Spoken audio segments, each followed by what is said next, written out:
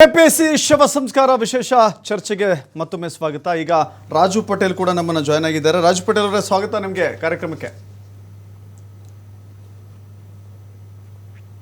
ನಮಸ್ತೆ. ಈ ಡಿಬೇಟ್ನ ಕೇಳಿಸ್ಕೊತಾ ಇದ್ದೀರಿ, ನೋಡ್ತಾ ಇದ್ದೀರಿ, ಎಲ್ಲರ ಅಭಿಪ್ರಾಯಗಳನ್ನು ಹಂಚಿಕೊಳ್ತಾ ಇದ್ದೀರಿ. ಈ ಶವ ಸಂಸ್ಕಾರದ ಸಂದರ್ಭದಲ್ಲಿ ನೀವೇನು ಹೇಳ್ತೀರಿ ಅಂತ ಸಂತಾಪ ಸೂಚಿಸ್ಬೇಕಷ್ಟೇ. ಖಂಡಿತ ಸರ್. ಸುಮಾರು ಇದು ಇವತ್ತು ಅಥವಾ ನಿನ್ನೆ ಇಶ್ಯೂ ಅಲ್ಲ. ಕಳೆದ 10 ವರ್ಷದಿಂದಲೂ ಈ ಕೆಪಿಎಸ್ಸಿಗೆ ಈ ಒಂದು ಕಳಂಕ ಅಂಟ್ಕೊಂಡೇ ಬಂದಿದೆ.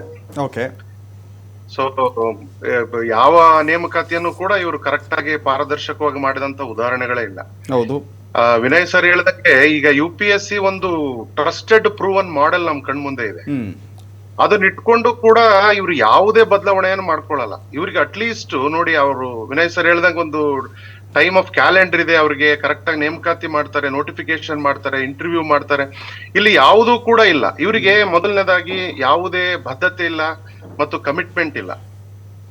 ಇದಕ್ಕೆ ಯಾವ ಪಾರ್ಟಿಯೂ ಕೂಡ ಹೊರತಾಗಿಲ್ಲ ಸರ್. ಕಳೆದ 10-20 ವರ್ಷಗಳಲ್ಲಿ ಏನು ನಮ್ಮ ಕರ್ನಾಟಕ ರಾಜ್ಯದಲ್ಲಿರುವ 3 ಪಾರ್ಟಿಗಳು ಮತ್ತು ಅಲ್ಲಿರ್ತಕ್ಕಂಥ ರಾಜಕಾರಣಿಗಳು ಅವ್ರಿಗೆ ಬೇಕಾದಂತಹ ಚೇಲಾಗಳನ್ನೇ ಅಲ್ಲಿ ಸದಸ್ಯರನ್ನಾಗಿ ನೇಮಕ ಮಾಡ್ಕೊಳ್ತಾರೆ. ಅವ್ರಿಗೆ ಯಾವುದೇ ಆದಂತ ಕ್ವಾಲಿಫಿಕೇಶನ್ಸ್ ಇರಲ್ಲ.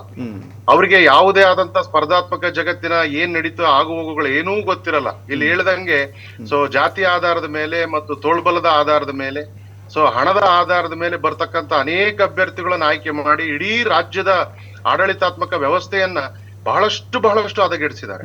ಮತ್ ಇನ್ನೊಂದು ಬಹಳ ಪಿಟಿ ಅನ್ಸೋದೇನಂದ್ರೆ, ಲಕ್ಷಾಂತರ ಜನ ಬಡ ಮಕ್ಕಳುಗಳ ಬದುಕಿನ ಜೊತೆಗೆ ಇವರು ಚೆಲ್ಲಾಟ ಆಡ್ತಾರಲ್ಲ. ಸೊ ಖಂಡಿತವಾಗೂ ಇದು ಯಾವ ಮಟ್ಟಕ್ಕೆ ಹೋಗುತ್ತೆ ಅಂತಕ್ಕಂಥದ್ದು ನಾವು ನೋಡ್ಬೇಕಾಗಿದೆ. ಸೊ ಎಷ್ಟೋ ಜನ 5, 6, 10 ವರ್ಷಗಳ ಕಾಲ ತಮ್ಮ ಇಡೀ ಅಮೂಲ್ಯವಾದ ಆ ಯಂಗ್ ಎನರ್ಜೆಟಿಕ್ ಮತ್ತು ಆ ಫೋಕಸ್ ಅನ್ನ ಕ್ಯಾರಿ ಮಾಡಿ, ಸೊ ಎಲ್ಲೋ ಬೆಂಗಳೂರಲ್ಲೂ, ಧಾರವಾಡದಲ್ಲೋ, ಗುಲ್ಬರ್ಗದಲ್ಲೋ, ಬಿಜಾಪುರದಲ್ಲೋ ಕೂತ್ಕೊಂಡು, ಬೆಳಗಾಮಲ್ಲೋ ಕೂತ್ಕೊಂಡು 16 ವರ್ಷಗಳ ಕಾಲ ಒಂದು 50 ರೂಪಾಯಿ ಮ್ಯಾಗಝಿನ್ ಅನ್ನ ಕೊಟ್ಟು, ಸೊ ತನ್ನ ತಂದೆ ತಾಯಿಗಳೆಲ್ಲೋ ಹೊಲದಲ್ಲಿ ಕೆಲಸ ಮಾಡುವಂತ ಅನೇಕ ಬಡವ್ರನ್ನ ಇಟ್ಕೊಂಡು ಸೊ ಇವರೆಲ್ಲರೂ ಕೂಡ ಪ್ರಿಪೇರ್ ಆಗ್ತಾರೆ. ಬಟ್ ಆದ್ರೆ ಅಲ್ಟಿಮೇಟ್ ರಿಸಲ್ಟ್ ಏನು? ಸೊ ಯಾರಿಗಿಲ್ಲಿ ನ್ಯಾಯ ದೊರೆಯುತ್ತೆ? ಸೊ ಯಾರಿಲ್ಲಿ ಗೆಲ್ತಾ ಇದ್ದಾರೆ? ಅದು ನೋಟಿಫಿಕೇಶನ್ ಮಾಡದೆ ಕೆಲವು ಸೀಟ್ಗಳು 250, 500 ನೋಡಿ, 6.5 ಕೋಟಿ 7 ಕೋಟಿ ಕನ್ನಡಿಗರಿದೀವಿ ನಾವು. ಪ್ರೈವೇಟ್ ಸೆಕ್ಟರ್ ನಲ್ಲಿ ಆಗುವಂತ ಉದ್ಯೋಗಗಳೆಷ್ಟು? ಈ ಕೆಪಿಎಸ್ಸಿ ಅಥವಾ ಗವರ್ನಮೆಂಟ್ ಇಂದ ಆಗತಕ್ಕಂತ ಉದ್ಯೋಗಗಳೆಷ್ಟು? ನಿಮಗೆ ನೆನಪಿರ್ಬೇಕು, ಕೇವಲ ಕಾರ್ಪೊರೇಟ್ ಕಂಪನಿಗಳಲ್ಲಿ ಕಸ ಹೊಡೆಯರಿದ್ದಾರೆ 16-20 ಸಾವಿರ ಜನ, ಬರೀ ಕಸ ಹೊಡೆಯರು. ಆದ್ರೆ ಈ 6.5 ಕೋಟಿ ಜನರ ಆಡಳಿತವನ್ನು ನೋಡ್ಬೇಕಾದ್ರೆ ಅಟ್ಲೀಸ್ಟ್ ನಮ್ಗೆ ಎವ್ರಿ ಇಯರ್ ಒಂದು 20-30 ಸಾವಿರ ಉದ್ಯೋಗಗಳು ಬೇಕು. ಆ ಯಾವ ಉದ್ಯೋಗಗಳ ನೇಮಕಾತಿಯನ್ನು ಕೂಡ ಇವ್ರು ಮಾಡಲ್ಲ. ಸೊ ಕೇವಲ ಮಾಡೋದು 250, 300, 500 ಮಾಡ್ತಾರೆ. ಇದಕ್ಕೆ ಬರೆಯೋರ ಸಂಖ್ಯೆ ಎಷ್ಟು? ಒಂದು ಡಾಟಾನ ಶೇರ್ ಮಾಡ್ಕೊಳ್ತೀನಿ. 2000 SDA ನೇಮಕಾತಿ ನಡೆದ್ರೆ ಪಾಪ 28 ಲಕ್ಷ ಜನ ಬರೀತಾರೆ. 28 ಲಕ್ಷ ಜನ. ಖಂಡಿತವಾಗಿ ಒಂದು ನೋಡಿ, ಇನ್ನೊಂದು ನೆನಪಲ್ಲಿ ಇಟ್ಕೊಳ್ಳೋಣ. ಸೊ ಹಮಾಲಿ ಹುದ್ದೆಗಳಿಗೆ ಅರ್ಜಿ ಆಹ್ವಾನ ಮಾಡಿದೆ ಬಿಹಾರ ಮತ್ತು ಉತ್ತರ ಪ್ರದೇಶ. ಹಮಾಲಿ ಹುದ್ದೆಗಳಿಗೆ ರೈಲ್ವೆ ಸ್ಟೇಷನ್ ಅಲ್ಲಿ PhD ಆಗಿರೋರು 757 ಜನ ಹುದ್ದೆಗೆ ಅರ್ಜಿ ಹಾಕಿದ್ದಾರೆ. PhD ಮಾಡಿರೋರು ಹಮಾಲಿ ಹುದ್ದೆಗೆ 757 ಜನ ಅರ್ಜಿ ಹಾಕಿದ್ದಾರೆ. ಕೇವಲ ರೈಲ್ವೆ ಡಿ ದರ್ಜೆ ನೌಕರಿಗೆ ಸುಮಾರು ನಿಮಗೆ ಇಂಜಿನಿಯರಿಂಗ್ ಮಾಡಿರೋರು, ಡಿಗ್ರಿ ಮಾಡಿರೋರು, PhD ಮಾಡಿರೋರು, ಮಾಸ್ಟರ್ಸ್ ಮಾಡಿಸಿರೋ ಲಕ್ಷಾಂತರ ಜನ ಅರ್ಜಿ ಹಾಕ್ತಿದ್ದಾರೆ. ಇದರಲ್ಲಿ ಎರಡನ್ನ ನಾವು ನೆನಪಲ್ಲಿ ಇಟ್ಕೊಳ್ಬೇಕು. ಸೊ ಎಲ್ಲಿ ಭಾರತದ ಶಿಕ್ಷಣದ ಮತ್ತು ಆ ಮಾರ್ಕ್ಸ್ ಕಾರ್ಡಿನ ಮತ್ತು ಆ ಶಿಕ್ಷಣ ಪಡೆದು ಹೊರಬರುವಂತ ಗುಣಮಟ್ಟ ಎಲ್ಲಿಗೋಯ್ತು? ಇವತ್ತು ಇಡೀ ಜಗತ್ತು ಎಲ್ಲಿಗೆ ಹೋಗ್ತಾ ಇದೆ?